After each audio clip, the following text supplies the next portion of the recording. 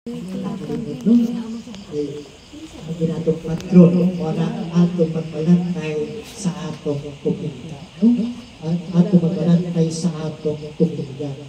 Sa atong papagbasa karon, labing ngayon ang atong Evangelyo, si Jesus nag-atag ng kulugsang bingay mga igsoon na dili-layo kanato ug ato naligmasan ka ng mga igsoon. Naligmasan ka, no?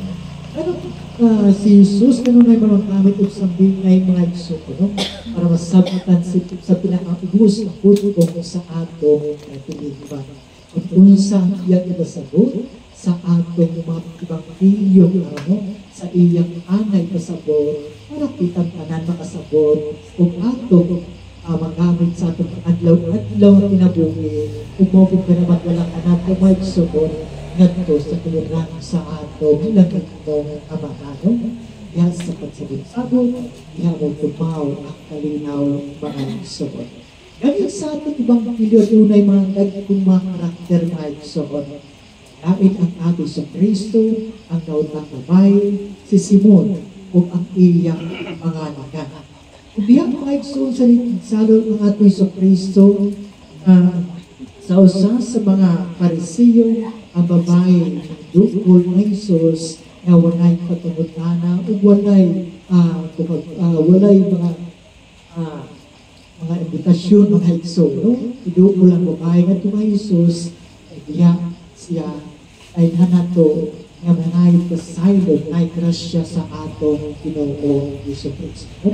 Sa hilog ang dukol ang babae, mga igsoon, pinakaibalo siya na walang ibang pasilot sa lahat kundi ang atong Ginoo Hesus Kristo. Laing makaatag ng kalinaw sa iyang mga una o kasing-kasing hindi ang atong Ginoo Hesus Kristo. Niyog-yog siya mga igsoon. Sa may atong makuha mga igsoon. Ang takot ang mga igsoon sa atong pag-uul sa Hesus Kristo na naandam kita ang yugo pagpapaubos mga igsoon. Kayo sahay, gamito ng atong Ginoo nga kaya kung anay mo, Lord, kaya kung inanay mo, silingan makadawat kung inanay mo. Usahay, ang hirap kong kayo sa ato Hesus Kristo, gamito natin emergency ganit mga igsoon.